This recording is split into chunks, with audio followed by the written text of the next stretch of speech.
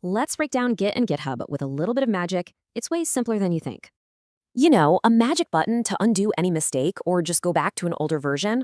Well, there's a tool called Git, and it's basically that. It tracks every single change. But what does it actually do? Okay, let's use a fun analogy to really get it. Think of Git as this magical coffee shop that lives right on your computer, ready to save your work. Saving your work is a super simple 3-step recipe. Let's walk through it. Step 1 is your working directory. That's just the folder where you're creating and editing stuff. Next is staging. You're basically telling Git, hey, these are the changes I want to save. And the magic spell for that? Git add. This moves your files onto the prep counter. Finally, step 3 is the commit. This saves a permanent snapshot of your work, a save point.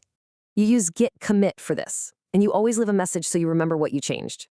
Okay, so all of this has been on your computer.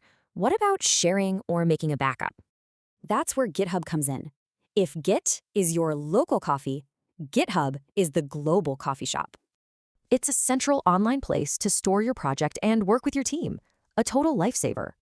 So you pack all your saved snapshots from your personal coffee shop into like a digital backpack. Then you literally push that backpack to GitHub. Now your work is safe and sound in the cloud. So why is this whole thing so important? Well, it basically gives you superpowers. No joke.